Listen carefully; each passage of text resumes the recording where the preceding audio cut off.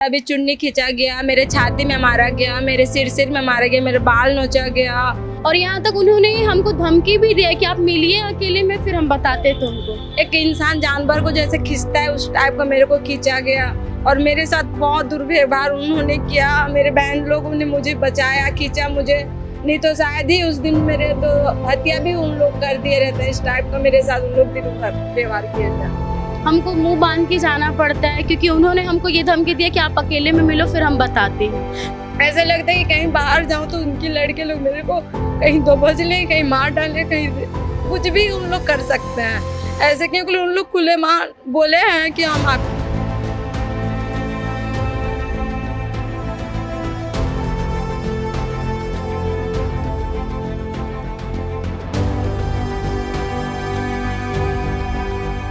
छत्तीसगढ़ में प्रार्थना करने की सजा गुंडागर्दी, मारपीट और छेड़छाड़ है। ये मैं क्यों कह रही हूँ, ये आपको बताती हूँ।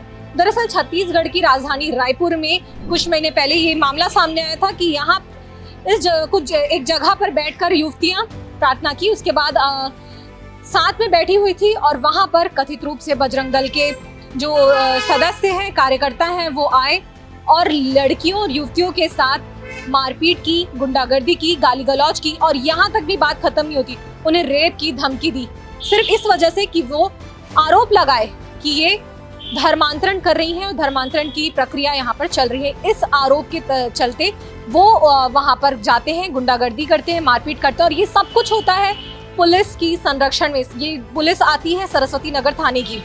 क्या है मामला, युवतियों ने क्या आरोप लगाए हैं और आज वो पहुंची है छत्तीसगढ़ महिला आयोग अपने मामले को लेकर। क्या है ये पूरा मामला, युवतियों से जानने की कोशिश करते हैं। मैं आपसे जानना चाहूंगी ये कब का मामला है और क्या आप लोगों के आरोप हैं, क्या उस दिन घटना घटी थी, एक एक करके हम आप लोगों से जानते हैं। ये 10 अगस्त का मामला है मैम। 10 अगस्त को वे लोग हमारे घर में आए और घर में घुसने के बाद उन्होंने तोड़ फोड़ किया, गंदी गंदी गालियां दी, जाति सूचक गालियां दी, बोला गया में जाने वाले बोले गए। उसके बाद नीचे आने के बाद और फिर हमारे साथ हाथ मारा गया, हमको गंदे गंदे इशारे किए गए, जिसका फोटो हमारे पास है। ये गंदे गंदे इशारे करते हुए हमें गंदे गंदे इशारे किए गए, माँ बहन की गालियां बकी गई। आने वाले लोग करके 200-300 में हम लोगों को पुलिस के सामने हमारा दाम फिक्स किया गया है। वहां पर बोलते हैं मणिपुर बना देंगे, भीड़ में आओ करके दिखाते हैं। तो मैं ये पूछना चाहती हूँ कि हमारा जब देश हमको ये हमारा संविधान हमको स्वतंत्रता देती है कि हम किसी भी प्रभु पर अपनी आस्था रख सकते हैं, तो वो कौन होते हैं हमको ये बोलने वाले, हमारे घर पर आके हमारे साथ मारपीट करने वाले, गाली गलौज करने वाले। और हम महिला आयोग भी इसलिए आए हैं ताकि उन पर कड़ी से कड़ी कार्रवाई हो बजरंग दल के खिलाफ और बजरंग दल बैन किया जाए और किसी भी माताएं बहनों के साथ ऐसा कभी भी दुर्व्यवहार कभी भी किसी के साथ ना किया जाए। आप लोग पुलिस थाने भी गए थे और पहले तो उस घटनाक्रम के बारे में थोड़ा सा और डिटेल बताइए। जब ये सब घटना हुआ मैम तो हम लोग को पुलिस वाले ज़बरदस्ती गाड़ी में बैठा रहे थे और गाड़ी में ज़बरदस्ती बैठा के हमारा समय ख़राब किए, जब तक कि बजरंग दल थाना पहुंच चुका था FIR करने के लिए। और क्या बोलते हैं, हमारा समय पूरा बर्बाद किया गया, हमको मतलब थाना तक के हमको पहुँचने नहीं दिया। जी, पुलिस वाले आप लोगों को गाड़ी में बिठा के घुमाए।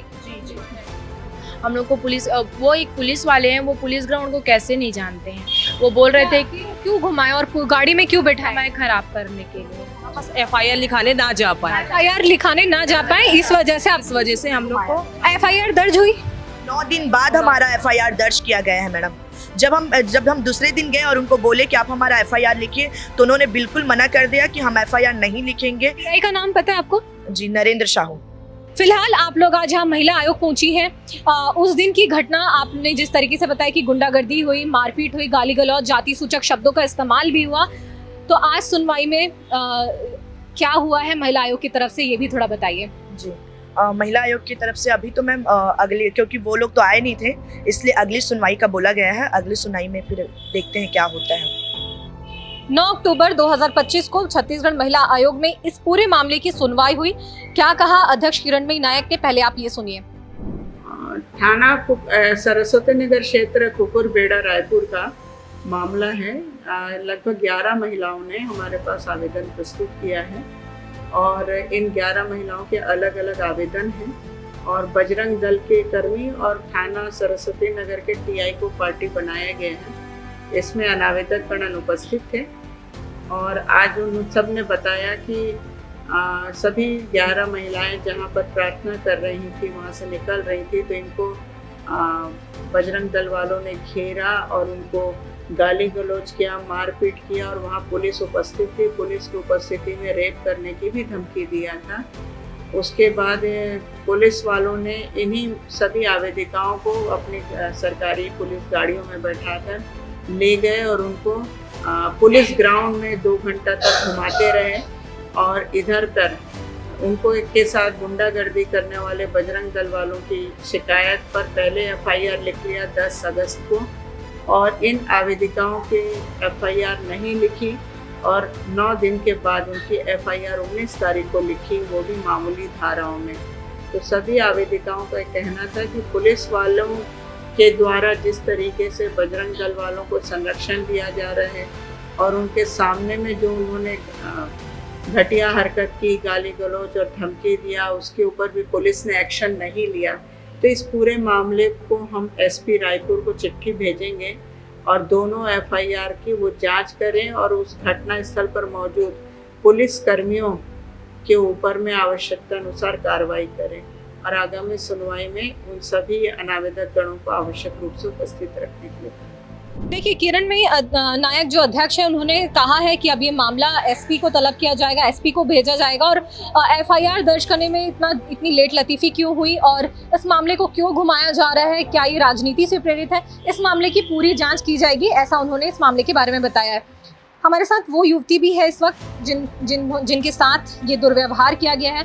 एक बार उनसे भी समझने की कोशिश करते हैं। उस दिन का वाकया आप हमारे दर्शकों तक पहुँचाइए। जी, उस दिन मैं भी थी मैम, और जब घिंचाटानी हुआ तो मेरा भी चुन्नी खींचा गया, मेरे छाती में मारा गया, मेरे सिर में मारा गया, मेरे बाल नोचा गया और मुझे बहुत परेशान किया गया उस दिन। ऐसे कि एक इंसान जानवर को जैसे खींचता है उस टाइप का मेरे को खींचा गया और मेरे साथ बहुत दुर्व्यवहार उन्होंने किया। मेरे बहन लोगों ने मुझे बचाया, खींचा मुझे, नहीं तो शायद ही उस दिन मेरे तो हत्या भी उन लोग कर दिए रहते। इस टाइप का मेरे साथ उन लोग व्यवहार किए थे।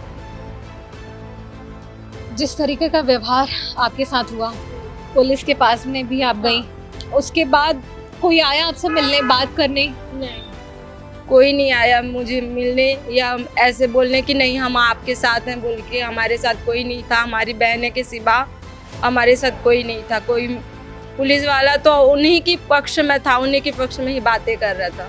FIR दर्ज हुआ है, किन किन व्यक्तियों का नाम सामने आए हैं जिनमें FIR दर्ज हुआ, इसके बारे में कुछ आप लोगों को जानकारी है? जो बजरंग दल के कार्यकर्ता हैं, विजेंद्र वर्मा, गोल्डी शर्मा, अजय नेताम, विशाल मानिकपुरी, राम देवांगन, इन सारे लोगों का नाम वहाँ पर आया है। मैम, कितने लोग रहे होंगे बजरंग दल के, कोई अंदाजा? बजरंग दल के तो करीब उस दिन तो मैम कम से कम 200 से ज्यादा लोग थे वहाँ पे। 200 प्लस थे मैम जी। हमारे पास पुलिस वाले कितने थे? सिर्फ पुलिस वाले तो उस टाइम पे 4 लोग थे, धीरे धीरे करके पुलिस वाले आए हैं मैम। और जब उनको पता है कि वहाँ पर महिलाएं हैं तो महिला कांस्टेबल को लेकर आना चाहिए। उस दिन महिला कांस्टेबल 2 घंटे बाद महिला कांस्टेबल आई है वहाँ पर। और प्लस पॉइंट वहाँ सब थे, हमें रोका जा रहा था, उन्हें नहीं रोका जा रहा था मैम। हम बोल रहे थे हमें हटाया जा रहा था, तुम हटो, ऐसा वाला बात हो रहा था। यहाँ तक पुलिस वाले लोग कौन फ़ोन छीन रहे हैं इनका फ़ोन को। यानी आप लोग अपने घर पर बैठे हुए थे नॉर्मल तरीके से जैसे लोग बैठते हैं और वहाँ पर सिर्फ इसलिए हमला बोला गया, इसलिए वहाँ पर अटैक किया गया कि आप लोग धर्मांतरण कराते हैं, ऐसा उनका आरोप सामने आया है।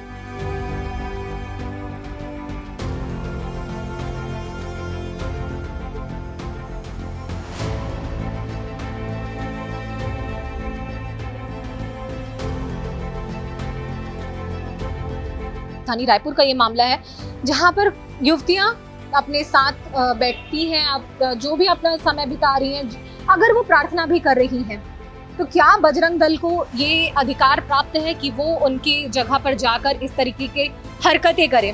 अगर मान लीजिए ये कोई ऐसा कार्य किया भी जा रहा है तो बजरंग दल को क्या अधिकार प्राप्त है? पुलिस को इसका जवाब देना होगा क्योंकि Bajrang Dal law and order अपने हाथ पर नहीं ले सकती। और यहाँ पर सरकारी संरक्षण की बात भी सामने आ रही है क्योंकि FIR दर्ज करने में 9 दिन का समय लिया गया। इसके बावजूद आज यहाँ पर महिला आयोग पर सुनवाई थी, लेकिन महिला आयोग की सुनवाई में अगर उन्होंने कुछ नहीं किया है तो वो यहाँ पर क्यों नहीं आए, ये सबसे बड़ा सवाल खड़ा होता है। और आज अगर वो आते तो शायद दोनों पक्षों की बात सुनी हो जाती और ये मामला आगे उसका फैसला भी जल्द से जल्द हो पाता, लेकिन आज वो फिर से नदारद रहे। मैं अपने दर्शकों को बताना चाहूँगी कि ये एक मामला नहीं है, ऐसे कई और मामले आ चुके हैं जहाँ पर सीधे तौर पर बजरंग दल का नाम सामने आया है और वो उन दल के व्यक्ति यहाँ पर सामने नहीं आए हैं। ये महिला आयोग में साफ तौर पर देखा जा सकता है। कुछ और भी बातें मैं और भी लोगों से जानना चाहूँगी, इसके बारे में भी बताइए कि अब आप लोगों को किस तरीके से मानसिक प्रताड़ना झेलनी पड़ी है, या आसपास के लोगों के कोई कमेंट्स आए हैं, या फिर आप लोगों को कोई थ्रेट दिया जा रहा है? जी ऐसा हुआ कि ये घटना के बाद बहुत सारे लोग हम ही पे इल्ज़ाम लगाए और हम ही को गलत बोला गया, और साथ ही साथ ये है कि हम शांति से कहीं हम जा नहीं सकते, हमको मुंह बांध के जाना पड़ता है, क्योंकि उन्होंने हमको ये धमकी दिया कि आप अकेले में मिलो फिर हम बताते हैं। तो हम चैन से हम कहीं जा भी नहीं सकते, हम चैन से कहीं आ नहीं सकते। यहाँ पर हम अपने घर भी ड्यूटी से अपने घर तक जाने में हमको बड़ा डर लगता है। क्यों? क्योंकि उन्होंने जिस तरीके से हरकत हमारे साथ किया, और यहाँ तक उन्होंने हमको धमकी भी दिया कि आप मिलिए अकेले में फिर हम बताते तुमको। ऐसा उन्होंने कहा मिलिए अकेले? हाँ मिलो, हम बताते हैं। उन्होंने ये भी बोला कि आओ हम तुमको करके बताते। जब उन्होंने हमको भीड़ में बोला कि आओ तुमको हम करके बताते हैं, करके बतातों का हरकत क्या मैम देख सकते हैं कैसे कैसे इशारे किए इन्होंने, ऐसा इशारा किया। हम कहीं जा नहीं सकते, ये देख लीजिए, हम कहीं जा नहीं सकते, हमको माँ बहन की गाली बका गया। ये तो हमारी आस्था है ना कि हम किसी से भी हम प्रभु को माने या किसी और को माने, वो हमारी मर्जी है। क्योंकि जब हमें हमारे घर वालों ने हमको अधिकार दिए तो आप होते कौन हो कि आप बोलने वाले? कि बहुत ही गंभीर आरोप यहाँ पर युवतियों के द्वारा लगाए जा रहे हैं और इसका जल्द से जल्द, क्योंकि इनको न केवल इनके कार्यस्थल पर जाने के लिए भी तकलीफें हो रही हैं, इनको मानसिक प्रताड़ना भी यहाँ पर जूझना पड़ रहा है। इस मानसिक प्रताड़ना से कई सारे गंभीर सवाल हैं और एक सवाल तो मैं आपसे ये जानना चाहूँगी, खास तौर पर आपसे कि ये जो पूरा मामला हुआ है उसके बाद कितनी ज़्यादा मुश्किलें हुई हैं आप लोगों को यहाँ तक FIR दर्ज कराने में, उसके अलावा यहाँ तक पहुँचने में? मैम मुझे तो घर से बाहर निकलने के लिए भी डर लगता है, मैं सही बता रही हूँ। क्योंकि जिस तरह से उन लोग मेरे साथ हरकत किए हैं तो मेरे लिए मेरा बाजार निकलना या काम में जाना, जॉब में जाना या घर आना मेरे लिए मुश्किल हो गया है। ऐसे लगता है कि कहीं बाहर जाऊँ तो उनकी लड़के लोग मेरे को कहीं दबोच लें, कहीं मार डालें, कहीं कुछ भी उन लोग कर सकते हैं ऐसे, क्योंकि उन लोग खुले मार बोले हैं कि हम आपकी रेप करेंगे। तो इसलिए मैम हमारी बहुत डर लगता है हमको घर से बाहर निकलने के लिए, और हमारी यही है कि हम ये कहना चाहते हैं कि इन लोगों को जल्द से जल्द गिरफ्तार किया जाए। किया जाए मैम, बजरंग दल को बंद किया जाए। ये इनको किसी भी भारत स्वतंत्रता देश है, तो हम किसी भी धर्म को किसी भी कहीं भी जा सकते हैं। तो इनको कौन अधिकार दिए है कि वो आए हमारे घर पे आके इनको हम लोगों पे गाली गलौज मारपीट जाति सूचक गाली दे रहे हैं? तो इनको कौन अधिकार दिया है? 9 दिन के बाद 19 तारीख को FIR लिखवाने गए थे, 19 अगस्त की बात बता रही है, लेकिन वहाँ कुछ नहीं हुआ था। उन लोग बोले कि हम लोग जाँच पड़ताल करेंगे, बोलते खुद ITI मतलब TI बोले हम लोग जाँच पड़ताल करेंगे, क्योंकि उन लोग सामने में भी थे तो भी वैसे ही बोल रहे थे कि हम लोग जाँच पड़ताल करेंगे, आपके साथ ऐसा कुछ भी नहीं हुआ है, ऐसा करके बोल रहे थे। और उसके बाद हम लोग 14 तारीख को और गए कि हमारा FIR दर्ज होने पाए, उन लोगों के FIR दर्ज होने पाए, उन लोगों को जेल होने चाहिए, सज़ा मिलना चाहिए मुझे, तो भी मना कर रहे थे। नहीं अभी कार्रवाई शुरू है, हम लोग जाँच करेंगे, ऐसे ऐसे करते करते बहुत दिन हो गया था। तो देखा अभी आपने, इन युवतियों की पीड़ा भी हमने सुनी, इनकी आंखों में आंसू भी देखे। कई सारे सवाल यहाँ पर खड़े होते हैं। 10 अगस्त का ये पूरा मामला है, 19 अगस्त को लगभग 9 दिनों के बाद ये FIR दर्ज होती है।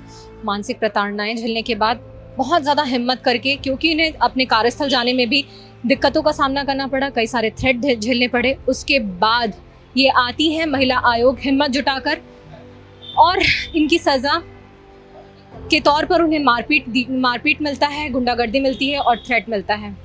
इस पूरे मामले पर आप क्या कहेंगे, हमें कमेंट्स के ज़रिए ज़रूर बताएं। हम सच साफ साफ दिखाते रहें और आप तक ये सारी अपडेट पहुंचाते रहें। इसके लिए बेहद ज़रूरी है कि आप द लेंस के YouTube चैनल को सब्सक्राइब कर हमारी पत्रकारिता की ताकत बनिए। कैमरा पर्सन कलीम परवेज़ के साथ द लेंस के लिए पूनम ऋतु सेन।